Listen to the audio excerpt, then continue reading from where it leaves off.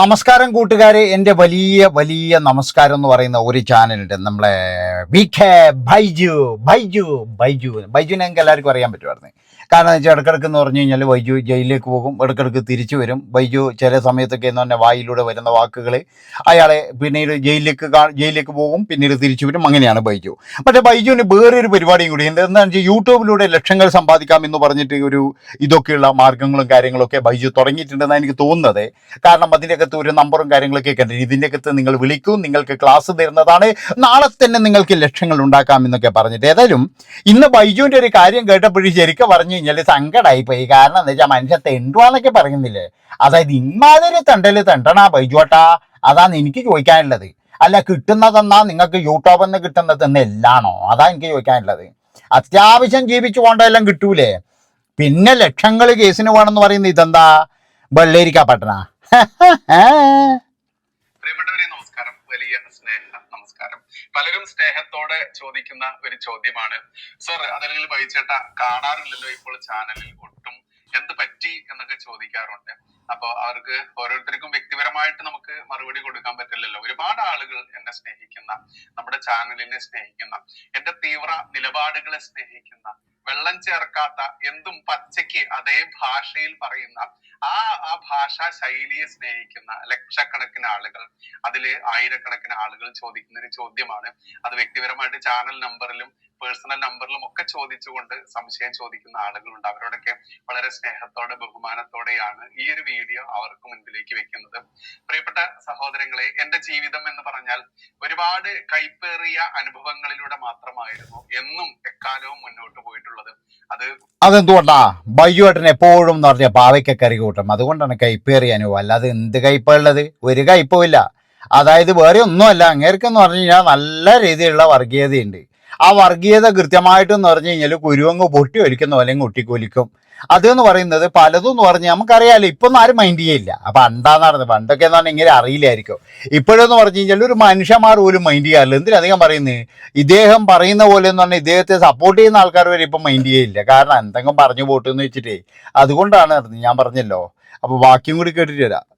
കാലത്താണെങ്കിലും അതിനുശേഷം യുവാവായിരുന്ന പഠിക്കുന്ന സമയമാണെങ്കിലും പഠനശേഷം ജോലിയിലേക്ക് പ്രവേശിച്ച സമയമാണെങ്കിലും ജോലിയിൽ വ്യാപൃതനായി നടക്കുന്ന ആ സമയമാണെങ്കിലും ഇന്നിപ്പോൾ ആ ജോലിയെല്ലാം വിട്ടുകൊണ്ട്, അതല്ലെങ്കിൽ ആ ബിസിനസ് സംവിധാനങ്ങളെല്ലാം വിട്ടുകൊണ്ട് ഈ ചാനൽ മേഖലയിലേക്ക് പ്രവേശിച്ചതിന് ശേഷമാണെങ്കിലും ഒരുപാട് പരീക്ഷണങ്ങളിലൂടെയും ബുദ്ധിമുട്ടുകളിലൂടെയും കഷ്ടപ്പാടുകളിലൂടെയും തന്നെയാണ് നമ്മൾ ഈ ഒരു തീയിൽ കുരുത്തത് വെയിലത്ത് പാടുമോ എന്ന ചോദ്യം.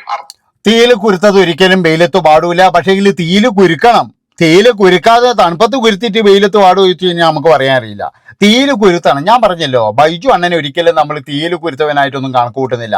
ഇവിടെ എന്ന് പറഞ്ഞു കഴിഞ്ഞാൽ തീവ്രമായിട്ട് ആരെയെങ്കിലും പിന്നെ ഒരു വർഗീയത നാലെണ്ണം പറഞ്ഞു കഴിഞ്ഞാൽ ആ കൂട്ടത്തിലുള്ള ഒരു 5-6 ആൾക്കാർ വന്ന് സപ്പോർട്ട് ചെയ്യും. അത് ആരെയായാലും ശരി, ഇപ്പം മുസ്ലിംസിനായാലും ഹിന്ദുവിനായാലും ക്രിസ്ത്യനായാലും ശരി, തീവ്രമായിട്ട് നമ്മൾ വർഗീയത പറഞ്ഞു കഴിഞ്ഞാൽ കുറച്ച് ആൾക്കാർ വന്ന് സപ്പോർട്ട് ചെയ്യും. അവരെന്ത് ചെയ്യും, ആ ഒരു താൽക്കാലിക മാത്രമാണ്, അതെടുത്തെങ്കിൽ താഴെ ഇടുകയും ചെയ്യും, അത്രയേ ഉള്ളൂ. അല്ലെങ്കിൽ ഇപ്പം ബൈജു അണ്ണൻ്റെ എല്ലാ വീഡിയോസും ലക്ഷങ്ങൾ വ്യൂസ് കൊണ്ടതല്ലേ, അവരൊന്നും ഒരാൾക്കും വേണ്ട. കാരണം ഈ വർഗീയത എന്തെങ്കിലും പറയുമ്പോൾ അന്ന് കണ്ടേക്കാം, അത്ര മാത്രമേ ഉള്ളൂ. അല്ലാതെ എന്ന് പറഞ്ഞു കഴിഞ്ഞാൽ അങ്ങ് സ്ഥിരമായിട്ടൊന്നും ബൈജു അണ്ണൻ്റെ ചാനൽ കാണാൻ അതിനൊന്നും കൂലാരും തന്നെയാണ് മുന്നോട്ട് പോകുന്നത്. മറ്റൊന്നുകൊണ്ടുമല്ല എന്നെ ചാനലിൽ കാണാത്തത്. നോക്കൂ, നമ്മൾ സത്യത്തിന് വേണ്ടി ധർമ്മത്തിന് വേണ്ടി എന്ത് പറഞ്ഞാലും വാ തുറന്ന് മഹാഭാരതി കഥ സത്യത്തിന് വേണ്ടി ധർമ്മത്തിന് വേണ്ടി എന്നിട്ട് ഇത് യുദ്ധം ചെയ്യല? എനിക്ക് മനസ്സിലാകുന്നില്ല. യുദ്ധം ചെയ്യലാണോ? എനിക്ക് മനസ്സിലാവില്ല. ബൈജുവേട്ടൻ മനസ്സിലാക്കി തരൂ. യുദ്ധം ചെയ്യലാണോ? നിങ്ങൾ ആരോട് യുദ്ധം ചെയ്യുന്നത്? അതായത് എതിരാളികൾ വേണ്ട? എതിരാളികളില്ല, ഒരാൾ പോലും ഇല്ല. ഒറ്റയ്ക്ക് ഇങ്ങനെ വാളെടുത്തിട്ട് അകലെ ഇപ്പോഴത്തെ പരിപാടി എന്ന് എനിക്ക് തോന്നുന്നത്. ആരെങ്കിലും അപ്പുറത്ത് നമ്മളിപ്പോ ഒരാളെ തെറി പറയുമ്പോഴായാലും അല്ല ഒരാൾ എന്തെങ്കിലും ചെയ്യുമ്പോഴായാലും അയാൾ ഇങ്ങോട്ട് എന്തെങ്കിലും പറയണ്ടേ? അങ്ങനെ പറയാൻ ആളില്ലെങ്കിൽ പിന്നെ തീർന്നല്ലോ. അതാണ് ബൈജു അണ്ണനും സംഭവിച്ചത്. കാരണം എന്ന് വെച്ചാൽ പണ്ടൊക്കെ പറയുമ്പോഴും എന്ന് പറഞ്ഞാൽ ഒരുപാട് ആൾക്കാർ കയറി ചൊറിയാനും മാന്താനൊക്കെ ഉണ്ടായിരുന്നു. ഇപ്പൊ ഒരു മനുഷ്യന്മാർ പോലും അങ്ങ് തിരിഞ്ഞു നോക്കുന്നില്ല. ഹലോ ബൈജു ആർന്ന് പറഞ്ഞോട്ടെ, ഓനെ വേറെ എന്തെങ്കിലും പണി വേണ്ടേ? അവരാൾക്കാരനെ എങ്ങനെയാ പറയാ? ഇപ്പൊ ബൈജു അണ്ണന്റെ കോടിയുള്ള ആൾക്കാരനെ പറയുന്നത് ബൈജു എന്തെങ്കിലും പറയട്ടെ, അതിനെല്ലാം ആയിരിക്കും വെറുതെയെങ്കിലും പറഞ്ഞ് ആ വിട്ടുകളാ, അങ്ങനെ പറയുള്ളൂ. അതുപോലെ തന്നെ എന്ന് പറഞ്ഞ് നിങ്ങളെ പറ്റിയിട്ട് എന്തോ പറഞ്ഞിട്ടുണ്ടെന്ന് ഇപ്പൊ മുസ്ലിംസിനോട് പറഞ്ഞു കഴിഞ്ഞാൽ അവര് പറയും ബൈജു അല്ലേ വിട്ടുകളെ, ഇപ്പൊ അവന് വേറെ പണിയൊന്നും ഇല്ലായിരുന്നു. അത്ര തന്നെ, വേറെ ഒന്നുമില്ല. ശബ്ദിക്കുന്നവൻ ഉച്ചത്തിൽ അതേ ഭാഷയിൽ ശബ്ദിക്കുന്നവനെ കൃത്യമായിട്ടും നിശബ്ദനാക്കുക എന്ന ആ ഒരു പിണറായിസം ഉണ്ടല്ലോ, പിണറായിസം എന്ന് പറയുന്ന ദുഷ്ടതയുണ്ടല്ലോ, കമ്മ്യൂണിസം എന്ന് പറയുന്ന കൊടും ഭീകരതയുണ്ടല്ലോ, ആ ഭീകരതയുടെ വലിയൊരു ഇരയായിക്കൊണ്ടിരിക്കുന്ന സാഹചര്യം തന്നെയാണുള്ളത്. ഒട്ടേറെ കേസുകൾ തന്നുകൊണ്ടും ഒരുപാട് തവണ ജയിലിൽ അടച്ചുകൊണ്ടും അവർ നമ്മുടെ നിശബ്ദനാക്കാൻ വേണ്ടി നോക്കി. പക്ഷേ അയ്യോ, കേസുകൾ എന്ന് പറഞ്ഞു കഴിഞ്ഞാൽ ജനങ്ങൾക്ക് ഉപകാരപ്പെടുന്ന എന്തെങ്കിലും ഒരു കേസ് പെട്ടിട്ട് എന്തെങ്കിലും ഒരു കേസുണ്ടോ? ജനങ്ങൾക്ക് ഉപകാരപ്പെടുന്ന കഥ പറഞ്ഞിട്ടില്ല എന്തെങ്കിലും ഒരു കേസുണ്ടോ? ഒന്നുമില്ലല്ലോ. ഏതോ കുറച്ച് ആൾക്കാരെ സൂചിപ്പിക്കാൻ വേണ്ടിയിട്ട് കുറച്ച് കാര്യങ്ങൾ ഇങ്ങനെ പച്ചക്ക് പറയുന്നുണ്ടെങ്കിൽ പറയും. അവസാനം എന്ന് പറഞ്ഞാൽ പോലീസ് തൂക്കിയെടുത്ത് പോകുമ്പോൾ അതും പിണറായിൻ്റെ കുറ്റം പറയും. എന്തൊരു മനുഷ്യനാണ് ഇത്? അതാണ് എനിക്ക് മനസ്സിലാകാത്തത്. നമ്മൾ നിശബ്ദത പാലിക്കാൻ തയ്യാറല്ല. അതുകൊണ്ട് തന്നെ കേസുകളുടെ എണ്ണം പെരുകി സർക്കാർ തലത്തിൽ ഇങ്ങനെ കിട്ടുകയാണ്. ഇന്ന് തന്നെ ഏറ്റവും വലിയ രസകരമായിട്ടുള്ള ഒരു കേസാണ് ഇന്ന് ഞാൻ സെറ്റിൽ ചെയ്തു. കാരണം 10,000 രൂപയാണ് അതിന് ചെലവഴിക്കേണ്ടി വന്നത്. മറ്റൊന്നുമല്ല, നമ്മുടെ ബിന്ദു മിനിസ്റ്റർ ഉണ്ടല്ലോ, ബിന്ദു മിനിസ്റ്ററിന് പെണ്ണും പിള്ളേ എന്ന് നമ്മൾ അഭിസംബോധന ചെയ്തപ്പോഴേക്കും അത് വലിയ കുറ്റമായി.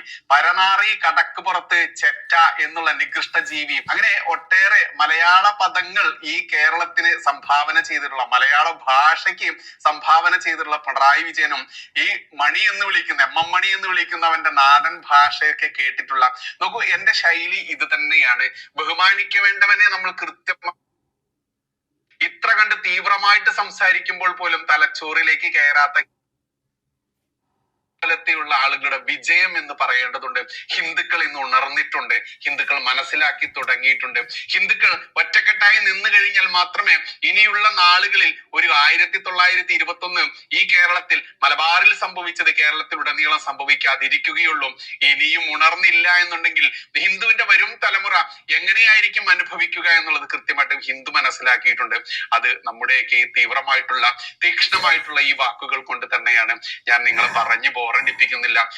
ഒരിക്കലും ബോറടിപ്പിക്കരുത് ആശാനെ, ഒരിക്കലും ബോറടിപ്പിക്കരുത്. കാരണം ഉണരണം ഉണരണം ഉണരണം. ഇനി ഉണർന്നില്ലെങ്കിൽ നമ്മൾ പോയിട്ട് തട്ടി ഉണർത്തണം. ഡാ ഉണരടാ ഉണരടാ ഉണരടാ എന്ന് പറഞ്ഞിട്ട് തട്ടി ഉണർത്തണം. അതാണ് വേണ്ടത്. നമ്മൾ തട്ടി ഉണർത്തണം. ഉണരാത്തവരെ നമ്മൾ തട്ടി ഉണർത്തണം. എന്തൊരു മനുഷ്യനാ, നിങ്ങൾ ആലോചിച്ച് നോക്കേ. ഇത് കേൾക്കുമ്പോഴും ശരിക്കും പറഞ്ഞു കഴിഞ്ഞാൽ ഒരു സങ്കടമാണ് വരുന്നത്. കാരണം എന്താ വെച്ചാൽ വേറൊരു വിഷയവും ഇല്ല, ആരെയോ സൂചിപ്പിക്കാനോ എന്തോ ആരും കണ്ടില്ല. അവർ എത്ര ഹിന്ദുക്കളെ കണ്ടറിയാം? 2000 ഹിന്ദുക്കളാണ് ഇപ്പം കണ്ടതായിരുന്നു. 2000 ഹിന്ദുക്കൾ ഇന്നലെയും കാട്ടിട്ട വീഡിയോ ആണ്, മണിക്കൂറുകൾക്ക് മുമ്പിട്ട വീഡിയോ ആണ്. 2000 ഹിന്ദുക്കളാണ് ആദ്യം ആകെ കണ്ടത്. അതാണ് നിങ്ങൾ ആലോചിച്ച് നോക്കേണ്ടത്. ഈ 2000 ഹിന്ദുക്കൾക്ക് വേണ്ടിയിട്ടാണ് ഈ പറയുന്നത് ഹിന്ദു ഹിന്ദു ഹിന്ദു എന്ന്. നോക്കൂ, വീഡിയോകളുടെ എണ്ണം കുറച്ചതാണ്, മറ്റൊന്നുകൊണ്ടുമല്ല. ഒരുപാട് കേസുകൾ സർക്കാർ തലത്തിൽ പിണറായിസത്തിലൂടെ ഇവിടത്തെ കേരള പോലീസിനെ ഉപയോഗിച്ചുകൊണ്ട് എടുക്കുന്നു. അണ്ണ ഒന്ന് നിർത്തണ്ട, ഇങ്ങനെ തള്ളല്ലായിരുന്നു. എന്ത് കേസ് എന്നാ നിങ്ങൾ പറയുന്നത്? എന്തിനാ ഇങ്ങനെ പറയുന്നത്? വെറുതെ പറയുന്നയാന്ന്. അതായത് ഇപ്പം കുറച്ച് ഹിന്ദുക്കളെ ഇന്ന് കുറച്ച് ചിക്കിളി വേണം, അതിന് വേണ്ടിയിട്ടാണ് ഈ കളി കളിക്കുന്നായിരുന്നേ. മനസ്സിലായ? അതിന് വേണ്ടിയിട്ട് ഞാൻ പറഞ്ഞല്ലോ, ഈ ചില ആൾക്കാർക്ക് ബുദ്ധി വരാൻ കുറച്ച് താമസിക്കും. അതുപോലെയാണ് നടന്ന്. കാരണം എന്താ വെച്ചാൽ ഇങ്ങേർക്ക് പൈസ അയച്ചു കൊടുത്തോണ്ടുന്ന ആൾക്കാർക്ക് ഇപ്പൊ ബുദ്ധി വന്നപ്പോ ഇങ്ങേർക്ക് പൈസ അയച്ചു കൊടുക്കുന്നില്ല. മനസ്സിലാക്കി നിങ്ങൾ ലക്ഷങ്ങൾ ഉണ്ടാക്കുന്നുണ്ട് ഇയാള്. ബിന്ദു മിനിസ്റ്ററെ പെണ്ണും പിള്ള എന്ന് വിളിച്ച് ത്തിലധികം കേസുകൾ ഇനിയും നമ്മൾക്ക് ഒഴിവാക്കില്ല. ആ ബുദ്ധിയിലൂടെ പോവല്ലേ ബൈജു എന്നുള്ള ില്ല. എനിക്കതൊരു അഭിമാനമായിട്ടേ തോന്നിയിട്ടുള്ളൂ.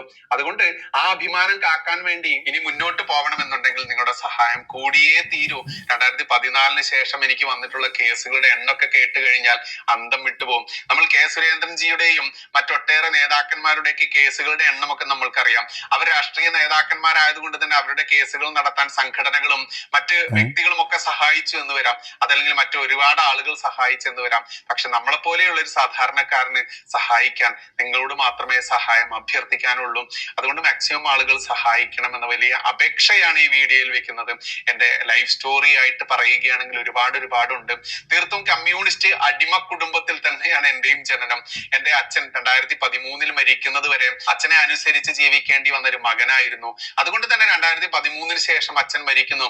അതിനുശേഷം മാത്രമാണ് ഈ ദേശീയ രാഷ്ട്രീയത്തിലേക്ക് അപ്പോഴേക്കും നരേന്ദ്രമോദിജി ഭരണത്തിൽ വരുന്നു. അതുവരെ ആർട്ട് ഓഫ് ലിവിംഗ് എന്ന് പറയുന്ന ശ്രീ രവിശങ്കർ സാഗർ ഗുരുജിയുടെ ആ പ്രസ്ഥാനത്തിൽ എന്നാൽ കഴിയുന്ന സേവനങ്ങളുമായി തന്നെ മുന്നോട്ട് പോവുകയായിരുന്നു. അതിനുശേഷം അച്ഛൻ മരിച്ചതിന് ശേഷം പൂർണ്ണമായിട്ടും ഈ ദേശീയ രാഷ്ട്രീയ സംഭവം ഇത്രയേ ഉള്ളൂ. കാരണം എന്താ വെച്ചാൽ നമ്മളെ ബൈജു അണ്ണന് ഒരുപാട് കേസുണ്ട്. ആ കേസിനൊക്കെ ഇപ്പോഴും പൈസ വേണമെന്നാണ് ആശാൻ പറയുന്നത്. അതിന് ഹിന്ദു ഉണരണം, ഹിന്ദു ഉണർന്നിട്ട് പൈസ കൊടുക്കണം, അതാണ് വേണ്ടത്. പക്ഷെ ഒരു ഹിന്ദു പോലും ഉണരുന്നുമില്ല. ഏതെങ്കിലും ഹിന്ദു ഉണർന്നാലല്ലേ പൈസ കിട്ടുള്ളൂ. പക്ഷെ ആകെ ഉള്ളത് 2000 ഹിന്ദുക്കളാണ് ഉണർന്നിരിക്കുന്നത്. ആ 2000 ഹിന്ദുക്കളാണെങ്കിൽ എന്ന് പറഞ്ഞു കഴിഞ്ഞാൽ അർത്ഥ കൈക്ക് ഉപ്പ് തേക്കാതെ ഹിന്ദുക്കളാണ്. അവർ കൊടുക്കത്തൂല, ഉറപ്പായിട്ട് കൊടുക്കൂല. മനസ്സിലായ? ഹിന്ദുക്കളൊന്നും കൊടുക്കത്തില്ല. ഹിന്ദു മൊത്തം എന്ന് പറഞ്ഞു കഴിഞ്ഞാൽ എന്താ ആരും ഇതങ്ങല്ല. ഞാൻ പറഞ്ഞില്ല, ഹിന്ദു മതം എന്ന് പറഞ്ഞു കഴിഞ്ഞാൽ അതെന്ന് പറഞ്ഞു കഴിഞ്ഞാൽ ചില ആൾക്കാർ വിചാരിക്കുന്നത് നമ്മളെ മതമാണ്. ഒന്നുമല്ല. മനസ്സിലായേ? ഞങ്ങളൊക്കെ ഹിന്ദുക്കളാണ്. അതാണ് നിങ്ങൾ ആദ്യം മനസ്സിലായി. നമ്മളൊക്കെ ഹിന്ദുക്കൾ തന്നെയാണ്. അല്ല നമ്മൾ ആരും എന്ന് പറഞ്ഞു കഴിഞ്ഞാൽ വേറെ മതമൊന്നുമല്ല. എന്നിട്ടെന്താ ഇയാളുടെ പാതയിലൂടെ തന്നെ നമ്മൾ പോണ? നമുക്ക് എല്ലാവരും സഹോദരന്മാരാണ്. അതുപോലെ കണ്ടൂടെ? എന്തിന് ഈ 10 ആൾക്കാരെ സൂചിപ്പിക്കാൻ വേണ്ടിയിട്ട് എന്തിനിങ്ങനെ ലോകം തെച്ചും പോയിട്ട് ഇതുപോലെയുള്ള നാർത്തരം പറഞ്ഞിട്ട് എന്തിനു ജീവിക്കുന്നത്? അതാണ് എനിക്ക് ചോദിക്കാനുള്ളത്. ദേശീയ രാഷ്ട്രീയമായാലും ഇനി കേരള രാഷ്ട്രീയമായാലും നിങ്ങൾ രാഷ്ട്രീയത്തെ രാഷ്ട്രീയമായിട്ട് പറയുക. അതാണ് വേണ്ടത്. രാഷ്ട്രീയപരമായിട്ട് നേരിട്. അതാണ്. അല്ലാതെ എന്ന് പറഞ്ഞു കഴിഞ്ഞാൽ വേറെ തരത്തിലല്ല നേരിടേണ്ടത്. അതൊരു ഭൂഷണമല്ല. നമ്മൾക്ക് രാഷ്ട്രീയം ഉണ്ടാകാം. ഇപ്പോഴും നിങ്ങളുടെ രാഷ്ട്രീയം എന്താണ്? നിങ്ങൾ ആ രാഷ്ട്രീയത്തിൽ നേരിടുക.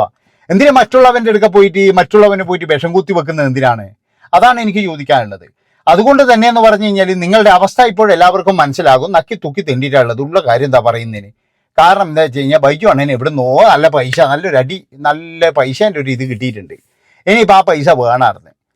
നിങ്ങളുടെ അവസ്ഥ കാണുമ്പോൾ ശരിക്കും പറഞ്ഞു കഴിഞ്ഞാൽ ഇത് എനിക്ക് തോന്നുന്നത് എന്താ വെച്ച് കഴിഞ്ഞാൽ സകല ദൈവങ്ങളും, അതായത് ഹിന്ദു ദൈവങ്ങളായാലും ക്രിസ്ത്യൻ ദൈവങ്ങളായാലും മുസ്ലിം ദൈവങ്ങളായാലും എല്ലാ ദൈവങ്ങളും കൂടിയിട്ട് നിങ്ങൾക്കൊരു പണി തന്നു എന്നാണ് എനിക്ക് തോന്നുന്നത്. അതുകൊണ്ട് എൻ്റെ പൊന്നു സഹോദര, ഇനിയെങ്കിലും മറ്റുള്ളവരെ ദ്രോഹിക്കാതെ അവനവൻ്റെ കാര്യവും നോക്കി ജീവിച്ചൂടെ. രാഷ്ട്രീയം പറയണ്ടെന്ന് പറയുന്നില്ല, രാഷ്ട്രീയം എന്തു വേണമെങ്കിലും പറയാം. മനസ്സിലായോ? പക്ഷേ ചില സമയത്തൊക്കെ താങ്കളുടെ വർത്തമാനം കേട്ട് കഴിഞ്ഞാൽ കഷ്ടം തന്നെയായിരുന്നു.